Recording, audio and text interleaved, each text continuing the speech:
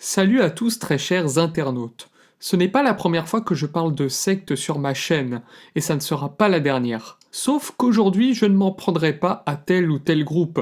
Il s'agit ici de vous expliquer de manière condensée le fonctionnement précis des sectes, tous les rouages qui leur permettent de subsister, de prospérer et de continuer à parasiter la société. J'ai commencé à réfléchir à ce projet en revoyant mes vidéos sur Spirit Concilium, en me rendant compte qu'au final elles sont très longues, se concentrent beaucoup sur un seul cas et ne vont pas assez en profondeur dans la pure explication de la mécanique des sectes. Je vous préviens, je vais vous donner énormément d'informations, mises en forme avec un montage le plus clair et classique possible pour faciliter votre compréhension.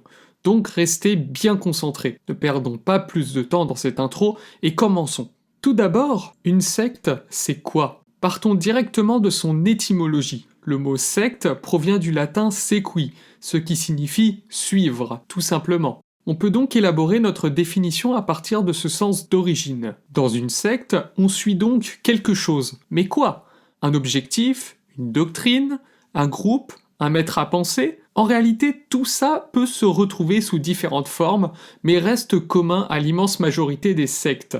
Histoire d'aller à l'essentiel, on parle de groupes à part, différents, mais pas spécialement néfastes. C'est là qu'il faut savoir différencier les différents types de sectes, pour éviter les erreurs de jugement. Commençons par ce que j'appelle le type 1. Ces sectes fonctionnent d'une manière extrêmement classique. Donc présence d'un ou plusieurs leaders, dirigés par diverses doctrines comme les pseudosciences, le complotisme, des croyances religieuses, le New Age ou autres. Mais ce mais est très important, elles ne sont pas contraignantes. Elles ne nuisent pas à la liberté individuelle et n'enfreignent pas la loi. Seulement, celles-ci ont parfois tendance à se diriger vers le type 2, entre autres quand le ou les leaders se rendent compte du pouvoir qu'ils peuvent exercer sur les adeptes pour atteindre certains de leurs objectifs, comme par exemple se faire beaucoup d'argent. Grand classique. Du coup, oui, une secte de type 2 est le modèle de la secte où il y a des dérives, où les adeptes perdent leur liberté, se font manipuler psychologiquement, et ce sont ces sectes-là qui nous intéressent dans cette vidéo. En premier lieu,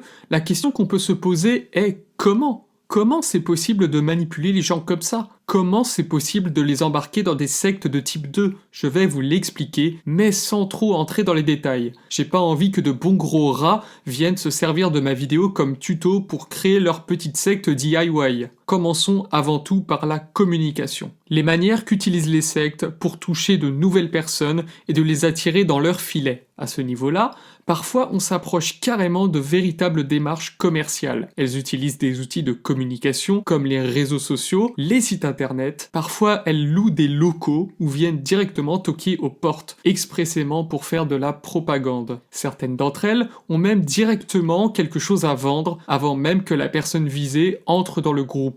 Par conséquent, la toute première étape de la manipulation est sans hésiter la séduction. Et pour séduire une personne, déjà il faut éloigner le terme secte le plus possible, celui-ci étant connoté trop négativement. Pour cela, un recruteur a un discours généralement très bien rodé, destiné à jouer sur l'ambivalence et la confusion. Il parlera de sa secte comme étant par exemple une religion comme une autre, une association, un groupe de bien-être, d'alternative à la psychologie, un groupe de partage de savoir, un groupe secret, privilégié, etc. Il doit montrer l'image la plus positive possible et être en mesure de contrer chaque argument qui n'irait pas dans son sens. Jouer sur les émotions est également un incontournable. La secte doit absolument apporter du positif avant tout, quitte à ce que la réalité se retrouve déformée. La personne ciblée doit être quelqu'un d'important, d'unique. Elle doit avoir beaucoup de potentiel inexploité que la secte lui permettrait d'exalter. L'idée est non seulement de flatter, mais aussi d'appuyer là où ça fait mal, exploiter la faiblesse de l'interlocuteur pour la retourner à l'avantage du recruteur, et ainsi réussir à le convaincre que oui, devenir un adepte serait la solution à tous ses problèmes. Pour résumer, l'idée principale est donc de proposer une utopie personnalisée à la potentielle victime. La secte doit être la réponse à tous ces problèmes. La seconde étape est la persuasion. Et ici, c'est tout simplement du marketing. Comme dit précédemment, l'approche vers d'éventuelles nouvelles recrues est comme une démarche commerciale. Il faut donc faire bonne impression, donner l'illusion qu'on s'intéresse à l'interlocuteur, parler de choses qui le captivent, utiliser le non-verbal, garder une sympathie quoi qu'il advienne, faire comme s'il s'intéressait de lui-même à la secte, donc tenter d'activer une auto-persuasion. Jouer sur l'affect avant le raisonnement logique, mais sans perdre en cohérence. Cohérence maintenue par une connaissance pointue du sujet abordé par le recruteur. Il faut également faire ressentir un manque d'opportunité en cas de refus de la cible, etc. Le b.a-ba des techniques de communication commerciale, entre autres, que je ne compte pas développer plus que ça ici. Tout ça pour faire doucement entrer une ou plusieurs doctrines dans la tête de la cible. En réalité, c'est un peu ici que tout se joue. C'est ici que le recruteur doit le plus faire preuve d'éloquence et d'improvisation. La troisième étape se déroule uniquement si la précédente est un succès. Logique, la confiance entre le recruteur et la cible est quasi installée. C'est donc là que ce que propose la secte est le plus mis en avant, sans évoquer l'idéologie profonde. Bien sûr, le sujet du gourou est un peu plus détaillé, comment le groupe fonctionne aussi, sans perdre de vue la soi-disant valeur utopique de l'ensemble. Il s'agit notamment d'éveiller la curiosité de la cible, en provoquant chez elle une sorte de frustration, car elle n'a pas accès à tout ça. Pas encore. Le recruteur doit être encore plus mielleux, faire preuve de beaucoup de gentillesse et d'amour, provoquer l'émerveillement de l'interlocuteur, tout en masquant le fait que, il s'agit d'une secte de type 2 en réalité. Donc on reste dans le mensonge ici aussi. Un émerveillement appuyé avec force par l'idéologie et un vocabulaire souvent très spécifique, destiné à substituer la réalité et gagner en crédibilité en quelque sorte. La cible est convaincue, persuadée, la cible a de petites étoiles dans les yeux et est noyée dans une doctrine pleine de promesses utopiques.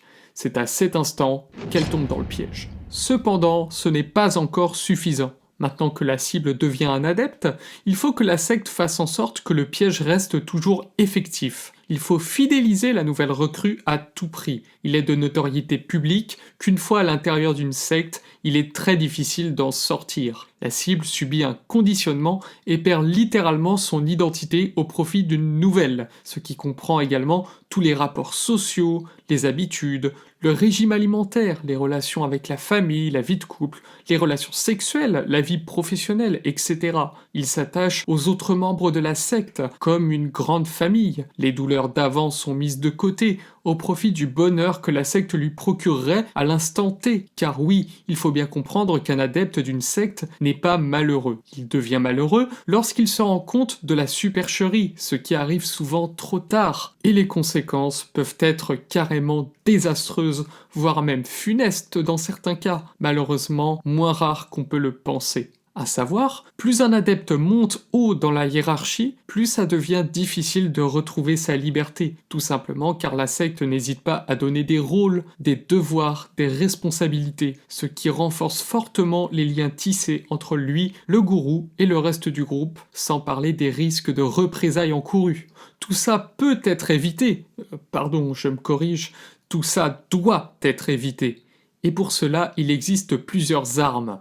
La première est la connaissance. Avec tout ce que je vous ai dit ici, vous êtes maintenant capable de connaître les stratégies des sectes et il sera bien plus difficile de vous faire avoir. La seconde est l'esprit critique. Peu importe votre vécu, vos troubles, vos malheurs, ça fait partie des choses les plus précieuses que nous avons tous à notre disposition et que nous devons un maximum préserver. La dernière arme est la mivilude. Je vous laisse un lien dans la description. Il s'agit de faire appel à la loi, tout simplement. Je rappelle que les dérives sectaires sont dans l'illégalité. Il est donc possible d'agir à ce niveau-là, même si le problème quand on sort d'une secte est tout simplement qu'on n'a plus du tout envie d'en entendre parler. Donc, généralement, c'est difficile de faire appel à la mivilude. Après, tout ça dépend des cas. Malheureusement, je n'ai pas pu parler de tout dans cette vidéo. Dans l'idée, je souhaitais être un maximum concise. Je n'ai pas parlé en profondeur des différents profils de gourous, des détails concernant la structure interne des des sectes, des cas familiaux aussi, quand on est dans une famille appartenant déjà à une secte. Je n'ai pas non plus détaillé l'aspect juridique. Il s'agira probablement de sujets pour d'autres vidéos. En tout cas, j'espère que celle-ci vous a plu. N'hésitez pas à la partager un maximum, à commenter, à liker, bref, vous connaissez la musique. C'est la meilleure manière pour aider au référencement et faire un maximum de prévention. Sur ce, à très bientôt tout le monde.